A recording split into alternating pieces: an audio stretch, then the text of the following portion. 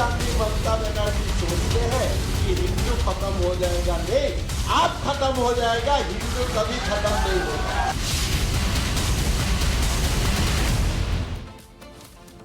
तो हिमंता बिस्वा शर्मा ने कांग्रेस पार्टी, राहुल गांधी और ममता बनर्जी को सिर्फ इतना कहकर ही आईना नहीं दिखाया। हिमंता बिस्वा ने औरंगजेब का भी उदाहरण दिया, जिसने सपना देखा था कि वो पूरे भारत से हिंदू धर्म को मिटा देगा, इस्लाम फैला देगा, लेकिन औरंगजेब मिट गया, सनातन नहीं मिटा। आखिर क्यों हिमंता बिस्वा शर्मा ने राहुल गांधी और ममता बनर्जी के खिलाफ इतनी तल्ख टिप्पणी की, इसके पीछे क्या है इनसाइड स्टोरी, समझाते हैं।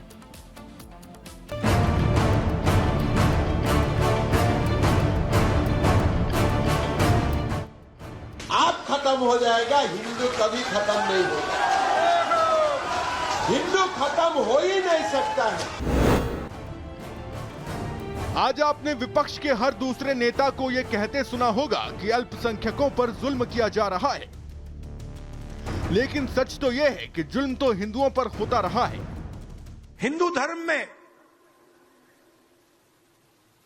शक्ति शब्द होता है। हम शक्ति से लड़ रहे हैं, एक शक्ति से लड़ रहे हैं। अपने ही देश में, हिंदुस्तान में हिंदू सालों साल तक प्रताड़ित रहा है। तभी तो जिसका जब मन करता वो सनातन का अपमान कर देता था। कोई कहता था कि सनातन डेंगू मलेरिया की तरह है। சனாதன எதிர்ப்பு மாநாடு என்று போடாமல் சனாதன ஒழிப்பு மாநாடு என்றும் நீங்கள் இதை போட்டிருக்கிறீர்கள், இதை அழைத்திருக்கிறீர்கள், இந்த நிகழ்ச்சிக்கு பெயரிட்டீர்கள், அதற்கு என்னுடைய வாழ்த்துக்கள்। तो कोई चाहता था कि हमें इन हिंदुत्ववादियों को देश से बाहर निकालना है। छाती में चाकू मार, और भाई और बहनों, आगे से नहीं, पीछे से। क्यों? क्योंकि हिंदुत्ववादी है। कभी कहा जाता था कि हम शक्ति से लड़ रहे हैं, तो एक दौर वो भी था जब चुनाव में नारे लगाए जाते रहे हैं कि मिले मुलायम काशीराम, हवा में उड़ गई जय श्री राम। इस देश के हिंदुओं ने वो दौर सहा है जब होली पर रोक लगाई जाती थी, कांवड़ यात्रा में डीजे नहीं बजने दिया जाता था, और आज भी देश के कई राज्यों में हिंदुओं के साथ यही भेदभाव किया जा रहा है। और इसीलिए अब असम के मुख्यमंत्री हिमंता बिस्वा शर्मा कांग्रेस पार्टी और ममता बनर्जी पर खुला तुष्टीकरण करने का आरोप लगा रहे हैं।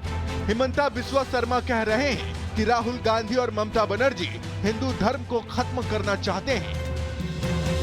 अगर कहीं में राहुल गांधी ममता बनर्जी सोचते हैं कि हिंदू खत्म हो जाएगा, नहीं, आप खत्म हो जाएगा, हिंदू कभी खत्म नहीं होगा। हिंदू खत्म हो ही नहीं सकता है। हमारा इतिहास 10 साल का इतिहास नहीं है। ममता बनर्जी को कोई अगर पूछे जाए कि आपका इतिहास कितना साल का है, 30 साल का, 50 साल का, 100 साल का, लेकिन अगर हिंदू को पूछा जाए आपका इतिहास कितना साल का है, मेरा इतिहास 5000 साल से भी ज्यादा है।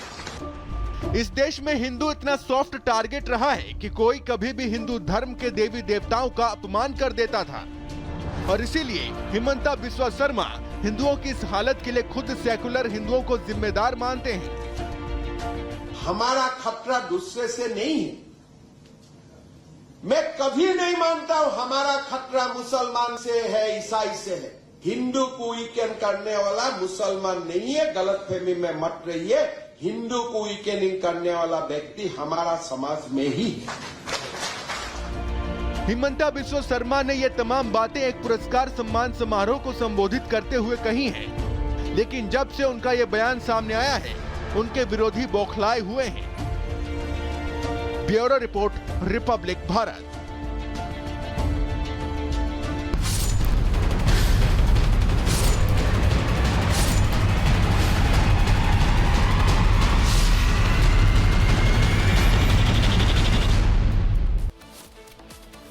पर अब बात सनातन की। सनातन के खिलाफ साजिश कौन रच रहा है, कौन सनातन को मिटाना चाहता है, ये तो हम नहीं बता सकते, लेकिन इतना जरूर कह सकते हैं कि सनातन के प्रति पिछले कुछ सालों में लोगों की आस्था बढ़ी जरूर है।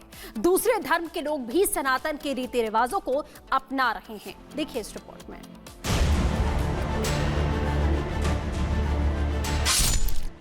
लाल जोड़े में सज संवर कर खड़ी आप जिस लड़की की तस्वीरें देख रहे हैं, यही है मुस्कान, जिसने धर्म की दीवारें तोड़कर मनीष प्रजापति के साथ अब 7 जन्मों तक जीने मरने की कस्में खाई हैं। मुस्कान ने मनीष प्रजापति के साथ आर्य समाज मंदिर में शादी कर ली है। मुस्कान ने मनीष का सिर्फ हाथ ही नहीं थामा है, बल्कि मुस्कान ने अपनी मर्जी से अपना नाम भी बदल लिया है। मुस्कान अब सलोनी बन गई हैं और मनीष के साथ रह रही हैं। मुस्कान चाहती थी कि वो परिवार की मर्जी से अपने प्रेमी मनीष प्रजापति के साथ शादी करे, लेकिन जब धर्म के बंधन ने उसे ऐसा करने से रोका तो परिवार वाले नहीं माने, तो मुस्कान घर छोड़कर चली गई थी। जिसके बाद मुस्कान के पिता ने 19 फरवरी 2025 को बेटी की गुमशुदगी की रिपोर्ट भी लिखवाई थी, जिसके बाद मुस्कान और मनीष पुलिस के सामने हाजिर हुए थे और मर्जी से शादी करने की बात कही थी। रायबरेली पुलिस ने अब मुस्कान के परिवार वालों को जानकारी दे दी है कि मुस्कान शादी के बंधन में बंध चुकी है। मुस्कान के परिवार वाले अभी भी मुस्कान के इस फैसले से खुश नहीं हैं। पुलिस ने जब मुस्कान के पिता को थाने बुलाया था तो वो नहीं आए, लेकिन सच तो ये है कि प्यार में धर्म आड़े नहीं आया और मुस्कान सलोनी बनकर अब अपने मनीष की हो चुकी हैं। Bureau report, Republic Bharat. पहले से जो लोगों ने ऐसे अवैध अतिक्रमण किए हैं या निर्माण किए हैं, उनको सूचना दे दी गई है। उनको पहले ही कहा है कि स्वयं हटा लें, अन्यथा प्रशासन जो है उसको हटाएगा। और अब बात उत्तराखंड की करते हैं। उत्तराखंड, जहां से ये मामला सामने आया, उत्तराखंड के मुख्यमंत्री पुष्कर सिंह धामी ने ऐसे फैसले ले रहे हैं जो कट्टरपंथियों में खलबली मचा रहे हैं। अभी हाल ही में उत्तराखंड में यूसीसी लागू किया गया और अब सीएम धामी ने अवैध मदरसों के खिलाफ ताबड़तोड़ एक्शन के आदेश दे दिए हैं। एक्शन हो रहा है, तो अब इस एक्शन से अवैध मदरसा चलाने वाले लोगों में कैसी खलबली मची हुई है, इस रिपोर्ट में दिखाते हैं।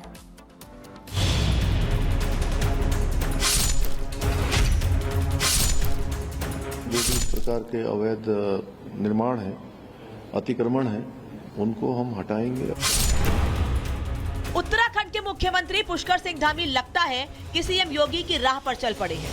यूसीसी को लागू करने वाला उत्तराखंड देश का पहला राज्य बना है, तो अब उत्तराखंड में अवैध मदरसों पर चुन-चुन कर ताला लगाया जा रहा है। ये जो आप तस्वीरें देख रहे हैं, ये तस्वीरें देहरादून के विकास नगर की हैं, जहां 5 मदरसे अवैध मिले तो सीएम धामी की फोर्स ने दलबल के साथ मदरसों में पहुंचकर अवैध मदरसों को ताला मार दिया। देखिए, तो हमने पहले ही कहा है कि जो भी इस प्रकार के अवैध निर्माण है, अतिक्रमण है, उनको हम हटाएंगे। जिन मदरसों से सामान हटाकर उन्हें ताला मारा गया है, ये मदरसे बिना अनुमति के चल रहे थे। बताया जा रहा है कि इन मदरसों के संचालक के पास मदरसे के संचालन से जुड़ा न कोई दस्तावेज था और न ही मदरसों में बिजली पानी जैसी कोई सुविधा थी। और तो और मदरसों में बच्चों के ठीक से बैठने तक की जगह नहीं थी, जिसके बाद अल्पसंख्यक कल्याण विभाग ने इन मदरसों पर ताला लगाना ही ठीक समझा।